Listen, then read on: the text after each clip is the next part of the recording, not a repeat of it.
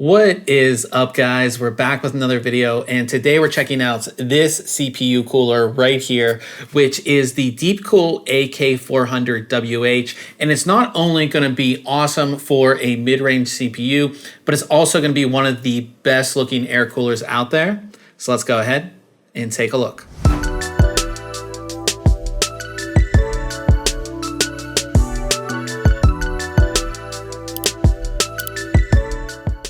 As we take a first look at the cooler, literally everything on this cooler is white. The fan's white, the heat sink's white, the heat pipes are white.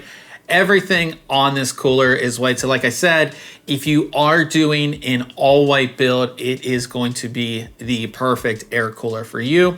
And for those wondering about size, this is a pretty small single fan, single tower cooler here. I'll go ahead and put the official dimensions, like I always do, right here. And the cooler weighs in at 661 grams. Right at the front of the cooler, we have our 120 millimeter cooling fan. And this fluid dynamic bearing fan will spin anywhere between 500 and 1850 RPMs with a max airflow of 66.74, max air pressure of 2.04, and a max noise level of 29 dBA. This fan has rubber corners on it to cut down on vibration noise, and it's held into place by fan clips. DeepCool does include a second set of fan clips if you wanted to add an extra fan on the back of the cooler. Looking at the cooler from the side, we can see the single tower design that I talked about. Now, the heatsink tower is not all that thick at all. It's only 45 millimeters thick, which means you're not going to run into any clearance issues with VRMs or even your memory or anything like that. Moving around the back, we get a better look at the heatsink, and as I said, the heatsink is painted white. Now, this heatsink features 54 aluminum fins and has a matrix fin design, which not only looks good, but it will help with heat dissipation as well. The top of the cooler is capped off with a white top, and it has a small DeepCool logo on it, and I think this just really sets the cooler off. Flipping the cooler over, we can take a look at the heat pipes as well as the base of the cooler. There are 4 6 millimeter thick copper heat pipes, which are of course painted white. These are direct touch heat pipes, so they'll make direct contact with your CPU, and then they'll go up into the heatsink in a U fashion. DeepCool has opted to pre-install thermal paste on the cooler. Some of you will like this, some of you won't be a fan of it, but I think for beginners, it is a good idea to have it there.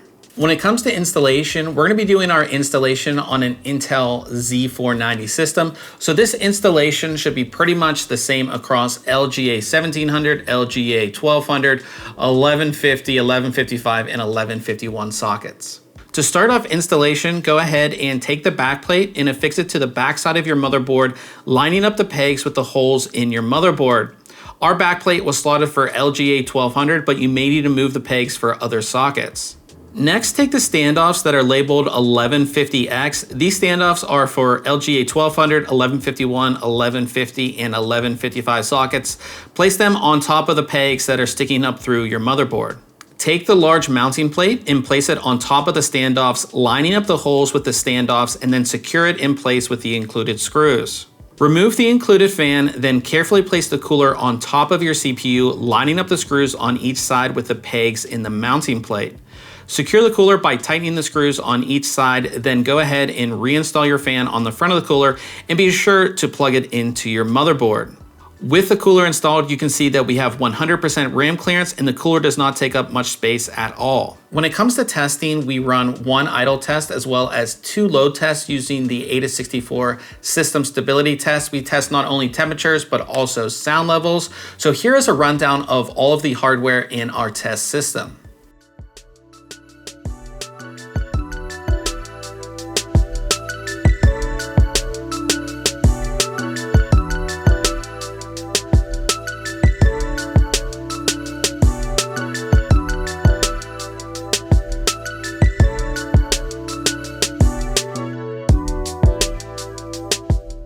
When it comes to the end here, I have to say I really like this cooler.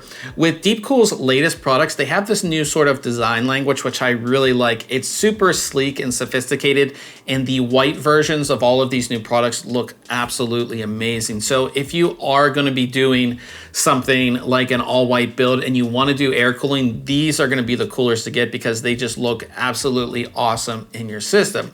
Now, being an air cooler, of course, we have to talk about performance, and this cooler is all right. It's not the best that we've tested, and if you look at our test results, a lot of those coolers are very, very large, dual tower, dual fan coolers. This cooler does all right in that test group.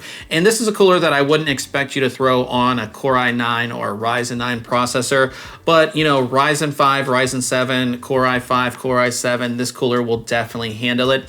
And it does it with, again, only a single fan and a single tower here. It doesn't take up a lot of space in your system, which is great. So if you do have RGB memory, you know, it won't cover that RGB memory, which is a good thing. And because it is smaller, it's extremely easy to install. The instructions are very easy to follow.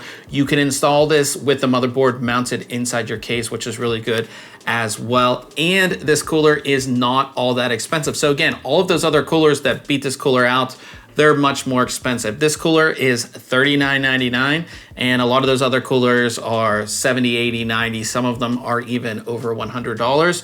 So if you're looking for a cooler for a mid-range CPU that's not all that expensive but just looks great, this is going to be the cooler for you. So if you have any questions about this cooler, go ahead and leave it in the comment section below. And if you like this video, I would appreciate it if you hit the thumbs up, and go ahead and subscribe if you enjoy our tech content. We'll see you guys in the next video.